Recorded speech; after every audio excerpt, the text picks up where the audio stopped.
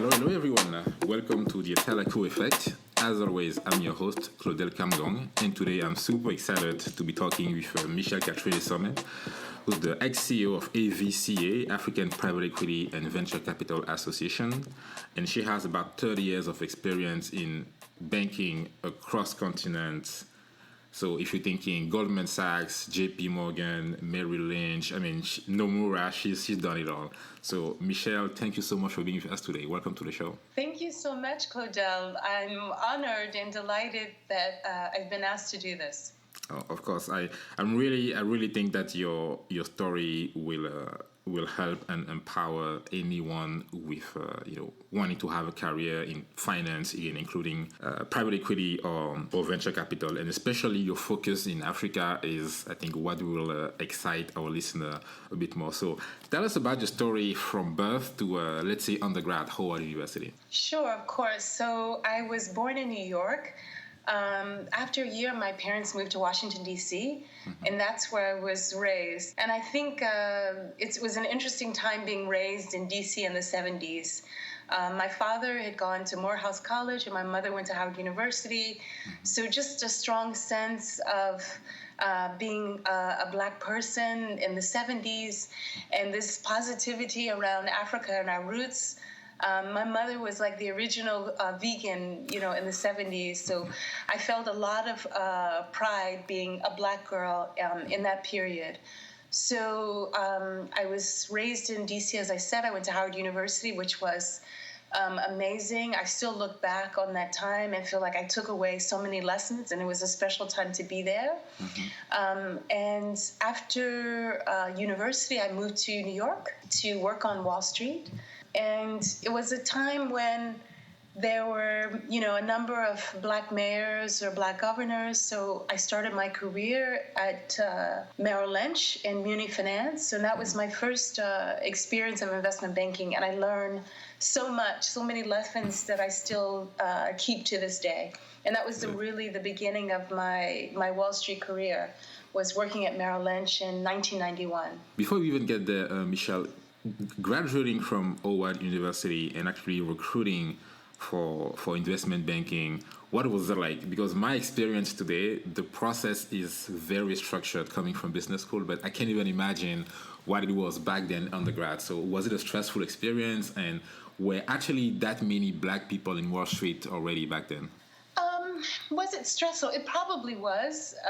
You probably had to prepare a lot and know about different kinds of transactions. That's always good. You want to be able to demonstrate why you'd like to work for that particular company and that group and what you bring to the table, your interests.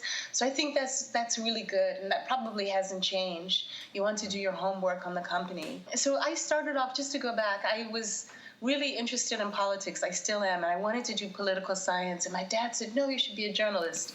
So I wrote for the paper at Howard, but I think I ended up, for some reason, taking a class in finance. And I loved the Professor Barbie. And I thought finance was interesting, the formulas. And so I continued on with finance, and I moved to the School of Business at Howard. And I think it was a good time where you got a fair representation of Wall Street banks that recognized that the school produced very smart, capable graduates, and they came to recruit. So, as I was saying earlier, I think that in terms of preparing for a career anywhere, but I think particularly in investment banking, where it was competitive at the time, it may still be, that it is, understanding what their niche is, their USP, and being able to connect that with your interests in what's in your background and what you can do. Being an analyst, you're starting off at the beginning, kind of as a blank slate, and a company is investing all of these skills into you.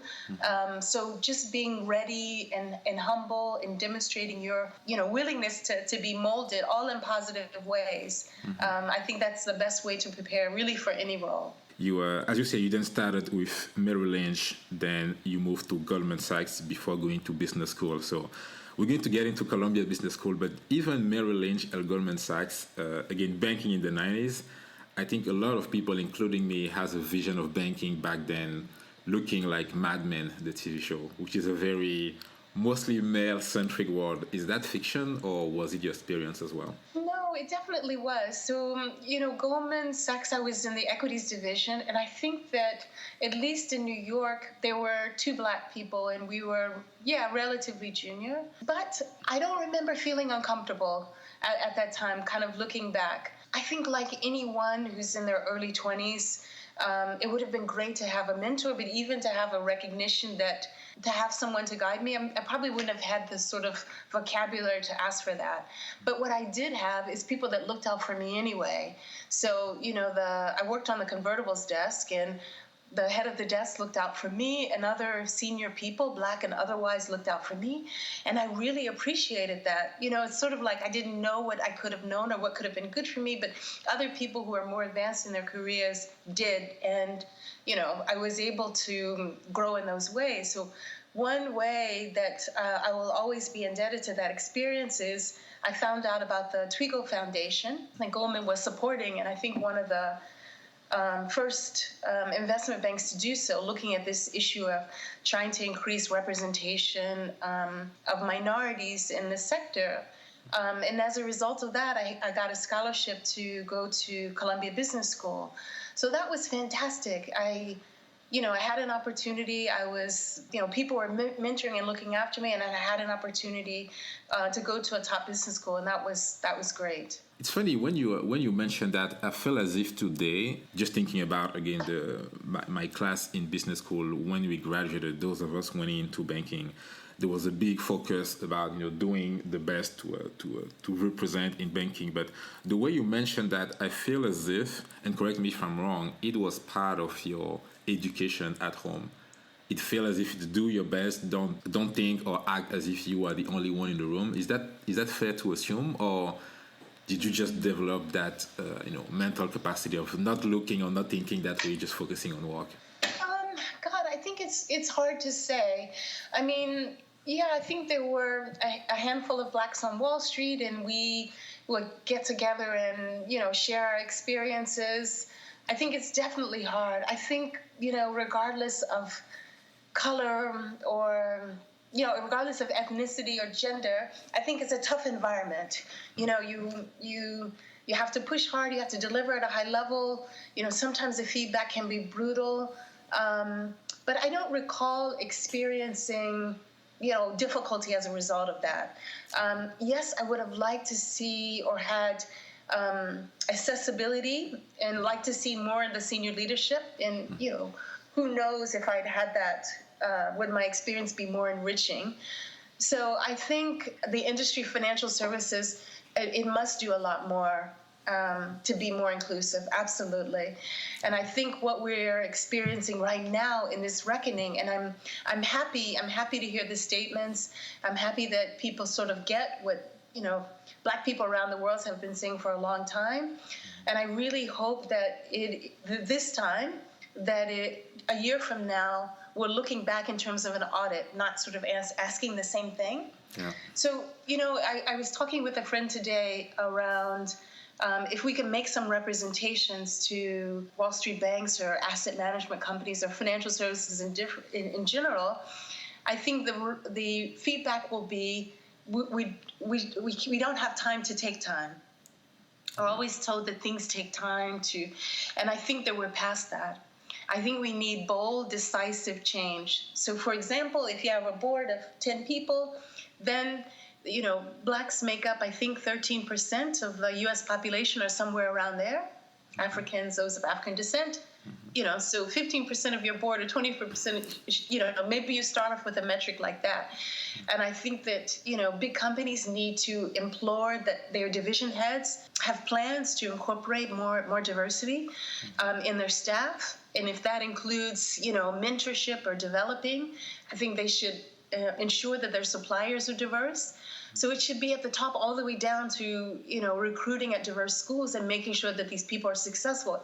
You should be measured by those achievements, every year in the same way that you're measured from a compensation standpoint. Another thing to think about is no one should feel guilty. White people shouldn't feel guilty about kind of the state of things in their industry or their, we're all sort of victims of, what we've been taught or not taught in school. Mm-hmm. And also the systems and communities that we come from, in some neighborhoods, in Black neighborhoods, there may not be investment in schools. There may not be investment in community centers. This whole institutional systemic racism and how it's fed through and how people have access to education. So I think no one should feel guilty. We are who we are. Let's think progressively around what things we can do bold and decisive so that our society starts to change now. And so, Claudel, I'm sorry, I'm totally going off script. No, please. It's definitely. Yeah, I think these are Michelle's, and they're not rocket science ideas. Other people who have been focused on diversity and inclusion will have these, and I'm sure that they've been telling people. But I'm heartened to see the march as all of us, all people of color. They're white people. I think that's really good, and I feel happy about that. And I just want to see, as I said, again, bold and decisive moves at the board level, at the graduate level, supplier level, and that it becomes something that we all own. And it's not a side thing. It's not a soft thing. It's fundamental to a business model. +1 with you on that one. Definitely, we would love to look at it next year, look back with a sense of pride and happy with the questions, the answers that we have to the question instead of asking more questions. So thank you for sharing your thoughts on that as well, Michelle. Let's talk about Columbia Business School. After about 7 years in banking. It was great. I wish I could do it again. I'm sorry to interrupt you, Claudel. No, go ahead. It's fantastic. What are your best memories? I remember when I was visiting the US back in 2012 when I was starting to consider business school. My number one choice back then was Columbia, just because it's the center of New York, the center of business. I like the campus. So I'd love to hear about your time at Columbia. What are one or two best memories from that period? Sure. So we were 35 Blacks out of maybe a class of 500, I think. Mm-hmm. So very much in the minority, but we were so close. It was so wonderful. I mean, they're still my friends to this day. And it's funny because I don't think you go to business school thinking you're going to have these lifelong friends. I mean, the formulas you could learn, the theories you could learn out of a book. We're smart, right? We were smart before we go to business school. But I think it is the networks and the friendships that last forever. So it was wonderful. I felt very blessed that I had a scholarship. I learned a ton that I still pull from my brain. And, yeah, the network has been great. I think, I see people in Africa, PE and VC, or in the development world, and it's wonderful to connect with them. I mean, I think Columbia is really good about keeping us close. Yeah. So, I give money every month to Columbia. I think I have since I finished school. But I'm not a millionaire. I'm not endowing, at least not yet, a library or anything. But, the school always makes me feel like sort of a valuable contributor. And I really appreciate that. They are always looking for ways to keep me engaged, whether it's the webinars, and sometimes they're complimentary, or, some of the faculty will come through London. And you know what, Claudel, I still interview prospective students 20 years later. I feel like it's my contribution to the university. But I think business school is great if you have the opportunity, definitely to go, not just to kind of retool and brush up on skills, but also to just develop this network. Because developing the network in business school, where you're doing projects at night and you can travel on the weekend, is very different from an executive program, or different than the kind of network you can develop at work, where you have to go home to the wife and kids. So I would say everyone should do it. In my previous podcast, when I was introducing myself, I really hope that I made a good job outlining the plus and minuses of business school, and obviously more of the plus because there's very, very few minus. So I'm glad that we're on the same page there. Michelle, question: after business school, you've done already 7 years in banking, and right after Columbia, you joined JPMorgan. So can you tell us back then, one of the questions that I like to ask on the podcast is, not just talked about wins, but the struggles as well. So is there any struggles, difficulties, sacrifice that you had to make, specifically, again, thinking about going back to banking? Was it a passion back then? Is there anything that you have to, sacrifice in your personal life? Because banking and consulting are really seen as, very high-speed type of industry, and for most people, it comes with some personal sacrifices. So yeah, for clarification, I joined Chase, which later bought JPMorgan. So they had a program where you could spend 6 months in Hong Kong or Sydney. So I chose London. I wanted to spend some time in Europe. And, I wasn't in M&A. I was in global syndicated finance, which is a little bit different in terms of quality of life and hours. So, if I look back, and I know we're moving forward chronologically, I think I've always liked the prospect of marketing or selling. So I think that's probably the commonality because I've done different types of banking. So, the syndicated finance business at that time for Chase JPMorgan was, a really very profitable business. So I like doing that. But, I think probably there are other things I could have done. But that's where the opening was, opportunity to go to London and opportunity to kind of get that skill. So in London, I also worked in a securitization team that, I worked on a transaction where they securitized aircraft leases. And then I worked on some transactions, syndicated loan transactions. So that was good. Did I feel like I was making a sacrifice? No, not that. I don't recall that. But it probably wasn't. It probably wasn't a role not to put it down where I was excited to get up every day. It was something where I could use my skills. I was marketing. I was doing a lot of presentations like you do, or a lot of pitches like you do for an associate. And it was a pretty good job, but probably wasn't some role where I felt like I was doing something that touched my heart. I see. Thanks for bringing that up. What were from your point of view, the main cultural differences between the U.S. and I'm going to say Europe as a whole, even if it was specifically London, especially regarding Africa, and that will help us transition to AVCA. Because I think, from my point of view, obviously the look that the U.S. has on Africa is very different from the one in Europe. But I love your thoughts on that. Yeah, I think, living in Europe for the first time, the things that I picked, because I also lived in Paris as well, is that this sense of family and people are serious about their holiday and taking time. Because in American culture, you probably remember this, it's work, and time is money. Whereas living in London, people took 2 weeks of holiday. That didn't mean that you were less faithful to your job or you loved your job less or that you were less of a team player. And so it was, I think, a better balance of work and family life, or work and personal life. And I really appreciated that. Like we worked hard, but we also took time. And also travel. People traveled around Europe, of course, and around the world. And that was really valued, that enriching experience. And that was those were new ideas as being an American. And then when I lived in Paris, that's even further from America, because I always use this analogy of, going to a nice restaurant and you find waiters for which I'm not an actor. I'm just doing this as a waiter. It's a beautiful profession, and to serve people, to talk to them about beautiful food and wines, to really spend time with my family. So, that was really wonderful to have this appreciation that money wasn't the end all.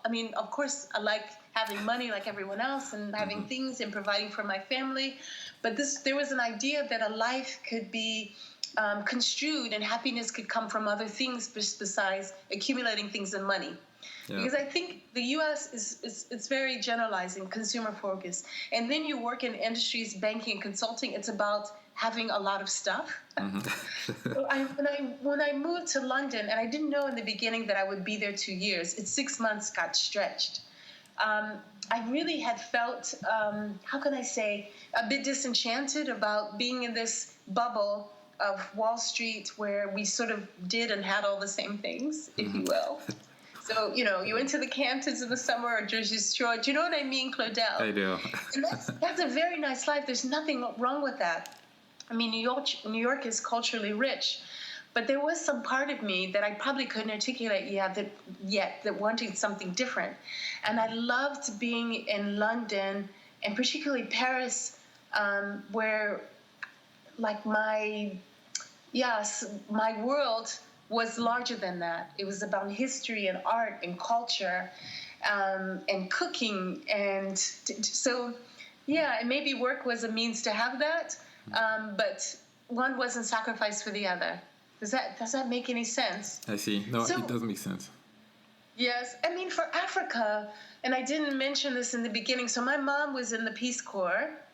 So she lived in Niger. When I was little, she'd go off and do these tours in Niger. My father had traveled to Tanzania. So, and my mother had married a Nigerian. And so we had lived there when I was a child. So Africa had always had a special place in my heart. And whenever I had the money, I would go and visit. Like we talked about, I'd visit Cameroon. I visited Egypt and Morocco. I went scuba diving in Egypt. So I'd go whenever I could because I was fascinated. So I don't think I grew up having this perception of Africa being anything but this huge continent that I wanted to explore, and I used my holidays. I went to Ghana in the early 90s to visit friends, and I was just really fascinated by the continent because I would hear all these things from my parents. And I still have a postcard with my dad says, this is Kilimanjaro. It's the highest mountain in the world. I mean, he didn't know about Everest. It's the highest mountain in Africa. But I still have that postcard from when I was 8 years old. So, Africa had always been there.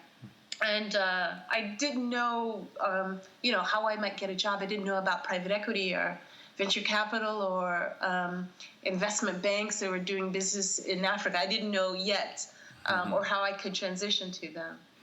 Interesting. Yeah, thanks a lot. I think you were able to capture what I sometimes try to explain to my American friends and colleagues about the way of living in Europe versus France is the focus can be, as you say, what you want to achieve in life, but work is a mean to get that. Like work itself is not the end goal at every day. So I really like how you capture that. So Michelle, how do you move? You said the interest for Africa has always been there. You didn't necessarily know about private equity and venture capital, but of course, with your banking experience, I feel as if your transition, not only from the US to Europe, but your different world, your different functions in the finance world kind of prepared you for AVCA. So how did that transition happen and that definite focus on Africa? So after I left JPMorgan, I went to Paris, and I worked for a women's organization sort of promoting women in business. And that was fantastic. I met these like really amazing, bold, very smart, ambitious women, kind of developing programs along women in finance. And that was fantastic. So I was recruited back to work with Lehman Brothers in a kind of strategic role to help them attract more women. Like I've always wanted to support women, wherever I can. So after Lehman went bankrupt in the UK, they were bought by Nomura. So I worked for Nomura maybe for about a year or so, and then I was doing some consulting with schools in France, I should say, for example. And then I wanted to really do something in Africa.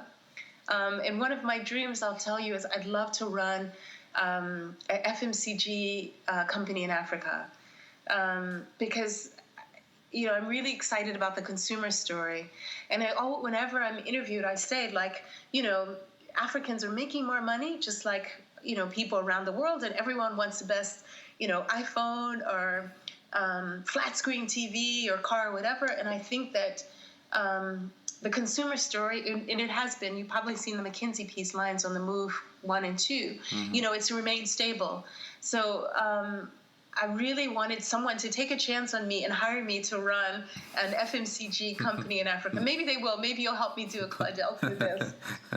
So I went to an African Development Bank annual summit in, maybe it was in Portugal that year, just to network.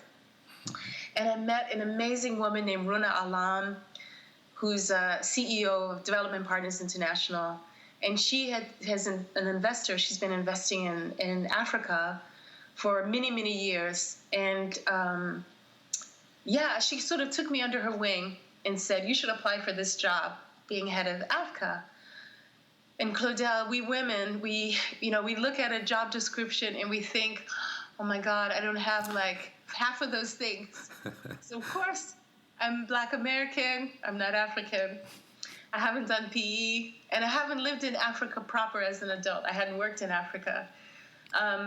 But like all Americans, we think we can do anything. We're so optimistic as a people. Yeah. So I applied for the job. I wasn't the only one, but I really wanted the job. And I could see in 2011 where we could grow. It was a very positive time of, economists from hopeless to hopeful continent. Mm-hmm. And I felt like I could just sort of ramasser, bring all these various elements together and create an association that would make Africa proud. I could retell the story. And I didn't know how I was going to do it. And in the beginning, I felt so insecure. But I interviewed and I got the job. And it was funny because it was at one time both a startup and a restructuring. So when I took over AVCA, there hadn't been a CEO in a couple of years. And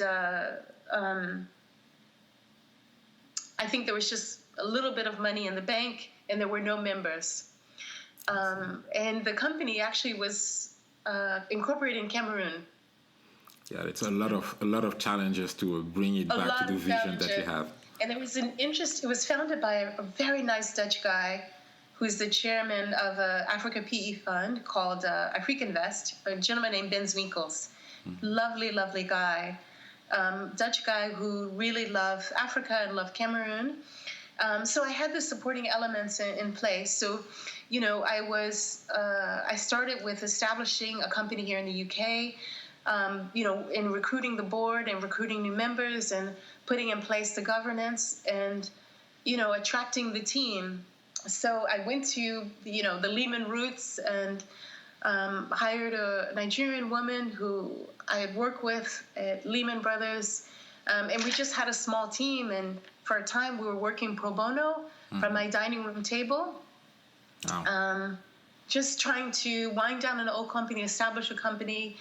And it was great. So many people gave us pro bono legal work, helped us on the governance, helped us attract members. And it was difficult because I was really saying, sort of, believe in us. This is Africa's time. We need something like this in an association. How did that feel?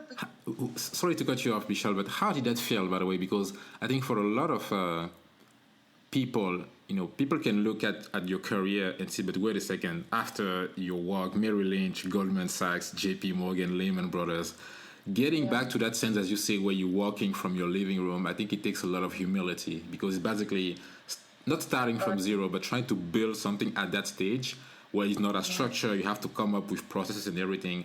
How does that feel? Yeah, that's a good question. I think I felt that at that point, that I had worked for some really prestigious investment banks and I was just done. I wanted to move on to something entrepreneurial. Here was a chance to be a leader. Here was the chance to build something. And I would not have necessarily had an opportunity like this, at any of the big investment banks. So that was exciting. I was a bit lucky that, I had my fixed cost covered, so I could be a bit of a risk taker at that period. So I just felt that, why not? And, like I told you, my ultimate dream is to run a successful FMCG. So I thought this is going to put me on the path to do that. Nice. Okay, Michelle. So you've been... I think that was since 2011, so about a decade, seeing the growth of private equity and venture capital on the continent. I know you've done different conferences in a lot of different places, including Ethiopia. I've watched a couple of videos, just seeing you and the team how it's been organized and what you've talked about. So I know it's probably going to be difficult questions, but in the last decade, again from 2011 until very recently, what would you say are the key learnings and trends that you have observed on the continent? You mentioned, for instance, that it's still very consumer driven. So, for instance, would I take that as a risk for an entrepreneur who has enterprise-related ideas for Africa? Because it seems that most of the money is being poured into consumer-driven ideas. So what if I, Claudel Kamgang, decide to change the way enterprise work in Africa? The numbers seems to be stacked against me. What would you say to that? Okay, I think that's a good question. So I think over the last, let's say, 10 years, there's an understanding that, from an investor standpoint or an entrepreneur or business standpoint, that you can make money in Africa. And like any emerging market, then it's a combination of finding the right partners. It may take more time because there isn't, let's say, infrastructure that facilitates supporting small businesses or medium-sized businesses. It may take more time, the regulatory environment, but you absolutely can. And that's not a reason to put aside the continent.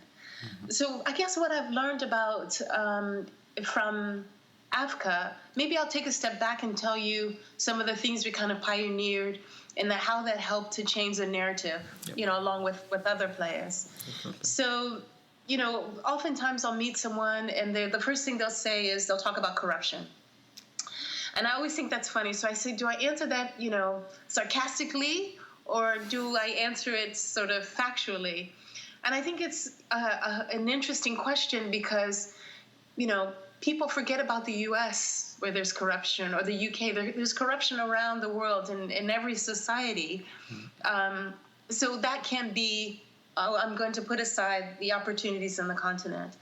I think another thing is, looking at multinational businesses that have grown, and also, to your point, some small startups that have grown into bigger companies that just need investment. So, maybe I'll pivot and I'll talk about McKinsey wrote a big piece, Lions on the Move, a few years ago, and they've just published the second one. And the key points from that piece are that you have a large population with more disposable income. You have a number of private companies. You have urbanization, which needs power in infrastructure and roads and, enterprise services for companies that are building. And even though there may be different shocks, currency devaluation, commodities bust, you may have wars or elections that may not go as smoothly, those opportunities are consistent.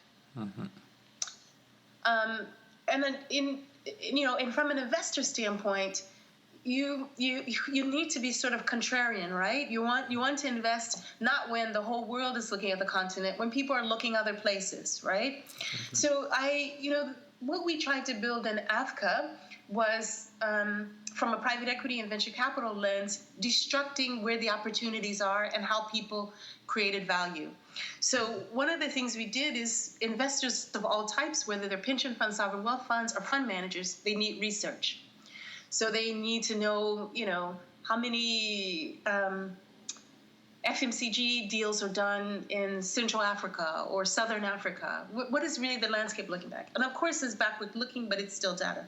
So we built out a whole suite of research products, trackers, and looking at value creation and exits, building up a big database, looking at thematic themes, how people are making money through, currency and commodity through market volatility, and just highlighting those through case studies, getting that information out. So people don't say, is it possible to do an exit in Africa? Yes, absolutely it is. You may have these challenges and risks, but it is, and people are making money, and these are the players. And there are a whole plethora of players, from small VCs that do, startups, to very large funds managing billions of dollars to invest in big deals. And then secondly, we needed to convene people to talk about this space. So we do big conferences. And we intentionally, which made it a hard job for us, we moved it around Africa every year. So, we're a price taker. It was very expensive because each time we were learning about Addis, about Lagos, about Nairobi, getting new suppliers, negotiating everything. But we were intentional about that because we wanted to show investors different parts of the continent, and we wanted to give companies and investors and fund managers in those regions an opportunity to shine. So convening, that's two, research convening. And then thirdly is training. So, we don't want there to be any gap between someone who works at a global buyout and someone who's just investing in Cameroon or Francophone Africa from a skills perspective, capacity building. So, we have been doing training for small fund managers, training for lawyers, but also training for institutional investors. So pension funds in the countries, to ensure they understand the private equity asset class and that it's very different than listed. The risk return profile, understanding the J curve, but more importantly, how it's one asset class that there is a real connection with Africa development. And the example I always give is, you're a Botswanan pension fund, you invest in a Southern Africa fund, he's going to be looking at opportunities in the region, and that flows back in terms of return into the pension fund. So, you're helping the region, you're helping Africa, you're helping Botswana in a more direct way than you could with a listed opportunity. And also, if you're looking at Africa in terms of the companies that are listed, they tend to be commodities related, and there are not many that take advantage of the consumer opportunity, which is, as I said, where a lot of the opportunities. And consumer, just to explain, that's healthcare, that's real estate, commercial and residential, that's education. And all of those opportunities don't tend to be listed. So, it's really, sorry, that's the third thing was training. And the fourth thing is really advocacy. And it's like a typical lobbying group. So talking to regulators really across the continent to explain what PE is an asset class, so they will create regulations that investors feel comfortable. They can get their money out when they want to exit, that there are rules of law that protect the investments that are similar to the UK or the US, and also to allow the pension funds to invest in PE, to invest in alternatives. So, there were all different kind of avenues of kind of raising or supporting investors on the continent of all types through funds and institutional investors, but also to the outside world, breaking down some of the misperceptions of what it means to put money in Africa. I'll stop there. I've been talking so much. No, this was really helpful. I didn't want to cut you off because all of everything you were providing, you was even anticipating some of the questions I had coming up. So thank you for that. And again, looking at the past decades, I think, and I'm sure that you're very proud of the work accomplished, because looking at the number of deals or the value of the deals from, again, 2011 to 2020, it's been mostly constantly rising. So definitely, Atalaku, thank you to you for the work that you've done attracting entrepreneurship and capital, mostly on the continent. Michelle, looking at it, I think it's probably a view that is common across Americans and maybe not in the UK. I don't know if you can touch on that. What it seems that the biggest part of the capital attracted in Africa is not coming from the US. Is that a fair assumption? And if it's the case, then why would you say? Is it the lack of education, the lack of knowledge about the continent? Is it because just again, the proximity between Europe and Africa is stronger, so that investors tend to be much better educated about what's happening? How do you explain that disparity? Because we know the size of the PE or VC market in the US. So how can we, make the African part of that pie bigger by, let's say, attracting more investors from the US? Yeah, that's a good question. So I think one thing... Oh, there's an echo. Okay. I think one thing to recognize is that the PE industry is quite young. I say we're teenagers. It started in the 90s. Many of the development finance institutions like African Development Bank, CDC, FMO, sort of incubated or gave birth to many funds. Oreos, for example, Actis, for example. And I think, in post-apartheid South Africa, in fact, the most developed market in Africa is South Africa.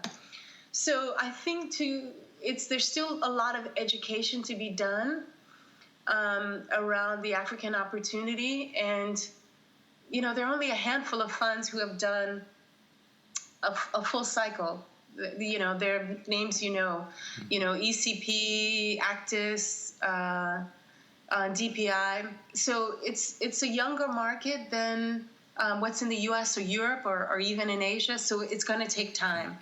And I think also that a lot of the institutional money in the U.S. It's probably how do they get their head around how do I construct a portfolio? Mm-hmm. So, for example, you have domestic or regional or Pan-African.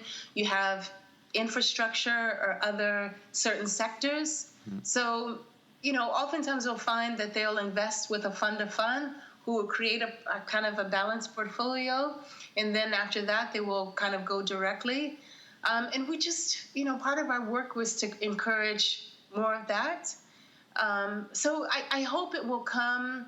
Yeah, I hope it will come in the next 5 or 10 years. But there's more work to be done on sort of, as I said earlier, kind of knocking down their misperceptions.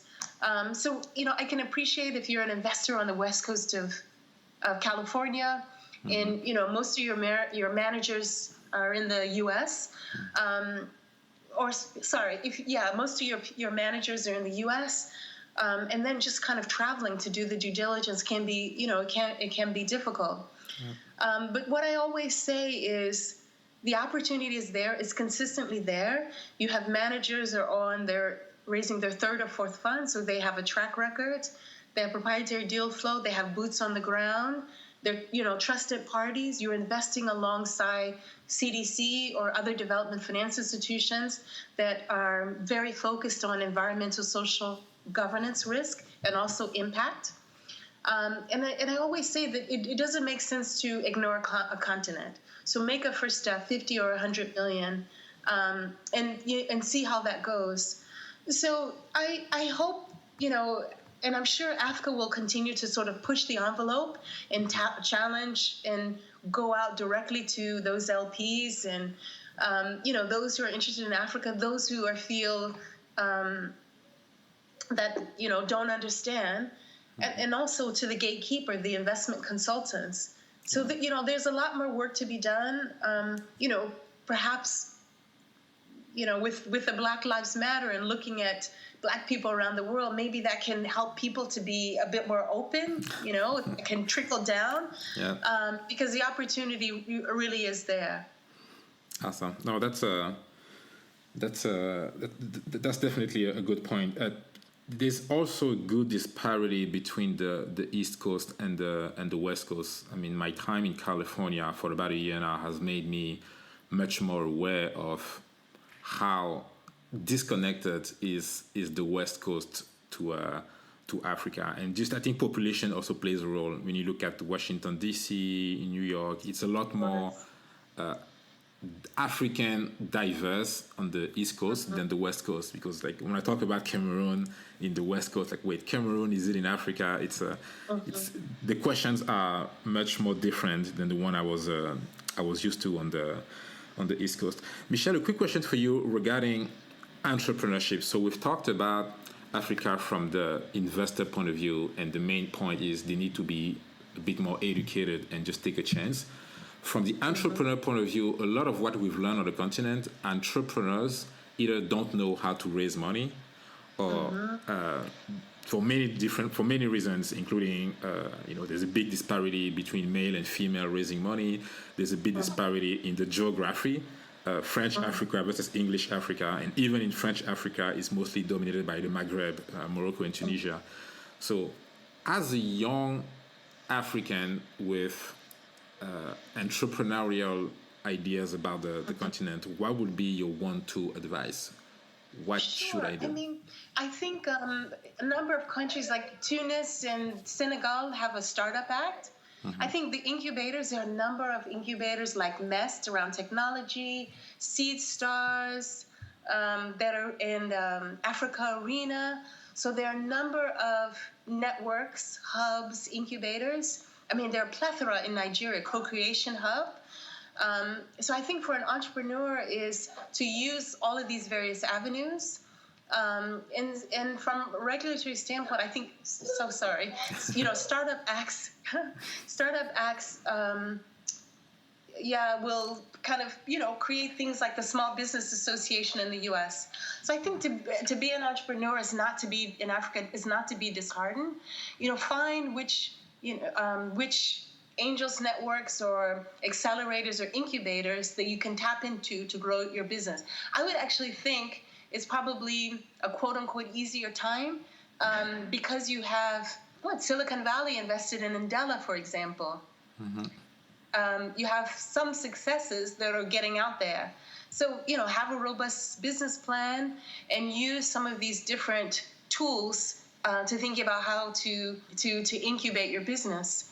And I think also, African Development Bank has a whole program called Boost with EIB, and that's looking at early stage companies. I don't know if it's a startup, but they're investing in VCs or investing in early stage companies. So I think it's happening, and people recognize that this part of the curve, if you will, needs more funding and attention before you have the big, Pan-African or regional companies. We need to start off somewhere. So it's probably as better time as any.